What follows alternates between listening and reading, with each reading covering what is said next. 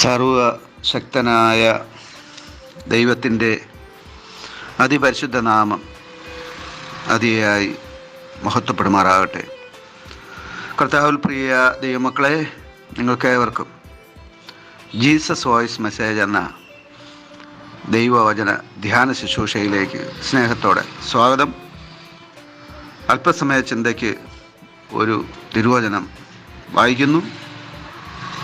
പഴയ നിയമത്തിൽ നിന്നും സംഖ്യാപുസ്തകം 24-ാം അധ്യായം 17-ാം വാക്യം. ഞാൻ അവനെ കാണും, ഇപ്പോഴല്ലതാനും. ഞാൻ അവനെ ദർശിക്കും, അടുത്തല്ലതാനും. യാക്കോബിൽ നിന്ന് ഒരു നക്ഷത്രം ഉദിക്കും. കർത്താവിൽ പ്രിയരെ, നാം വായിച്ചു കേട്ട സംഖ്യാപുസ്തകം 24-ാം അധ്യായം 17-ാം വാക്യത്തിൽ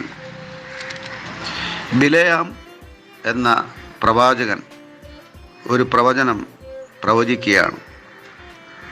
ഈ പ്രവചനത്തിൽ ഒരു നക്ഷത്രത്തെ നാം കാണുന്നു. യാക്കോബ് ഗൃഹത്തിൽ നിന്ന് ഒരു നക്ഷത്രം ഉദിക്കും എന്ന് ബിലെയാം പ്രവാചകൻ പ്രവചിച്ചത് അക്ഷരാർത്ഥത്തിൽ 2000 വർഷങ്ങൾക്ക് മുമ്പ് ഇസ്രായേലിലെ യഹൂദിയയിലെ ബേത്ലഹേമിൽ നിറവേറിക്കഴിഞ്ഞു. യേശുവിൻ്റെ ജനനവുമായി ബന്ധപ്പെട്ട് ഇത് സംഭവിച്ചു കഴിഞ്ഞതായി ചരിത്രം സാക്ഷ്യപ്പെടുത്തുന്നു. യേശു ബേത്ലഹേമിലെ കാലിത്തൊഴുത്തിൽ ജനിച്ച ശേഷം 3 വിദ്വാൻമാർ അവർക്ക് ദൈവം നൽകിയ വെളിപ്പാടനുസരിച്ച് യേശുവിനെ കാണുവാൻ പോവുകയുണ്ടായി. എന്നാൽ ആ സമയം അവരുടെ മനസ്സിൽ ഒരു ആദിയും ഒരു ആശങ്കയും ഉണ്ടായിരുന്നു.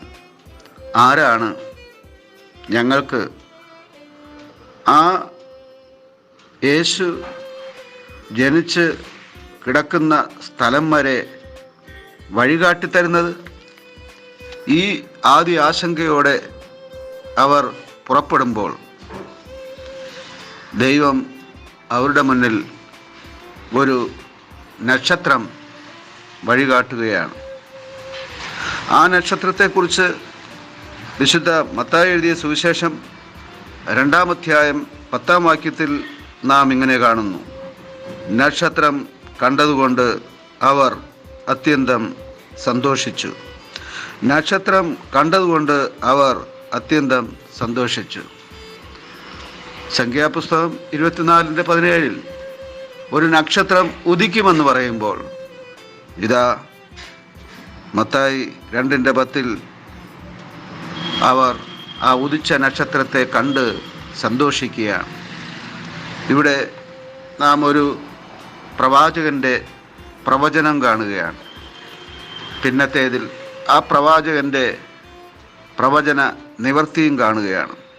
ഇതെല്ലാം നിവൃത്തിയാകുന്നത് ദൈവപുത്രനായ ക്രിസ്തുവിലാണ്. ഈ നാളുകളിൽ, അഥവാ 2023-ാം വർഷത്തിൻ്റെ ഡിസംബർ മാസത്തിൻ്റെ ഈ നാളുകളിൽ ലോകം എമ്പാടും വളരെയധികം നക്ഷത്രങ്ങൾ തൂക്കപ്പെടുകയാണ്.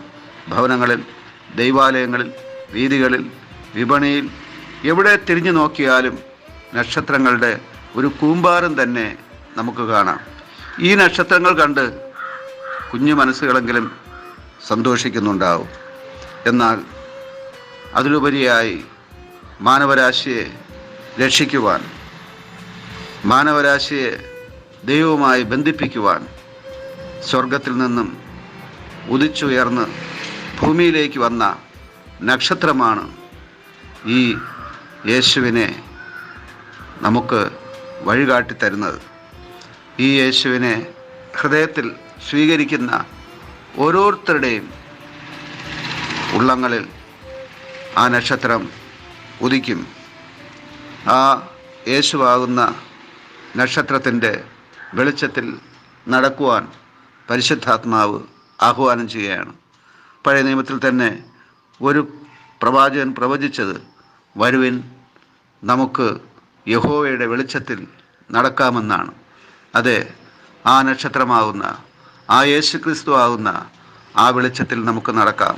ഈ വചനങ്ങളാൽ സർവശക്തനായ ദൈവം നിങ്ങളെ സമൃദ്ധിയായി അനുഗ്രഹിക്കുമാറാകട്ടെ. ആമേൻ, ആമേൻ.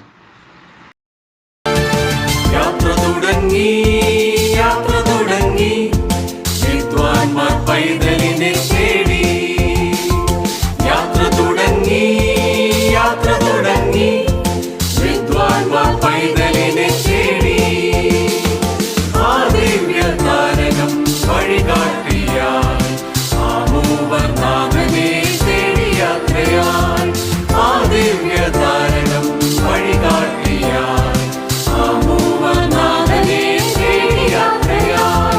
യാത്ര തുടങ്ങി, യാത്ര തുടങ്ങി, വിദ്വാൻമാർ പൈതലിനെ തേടി.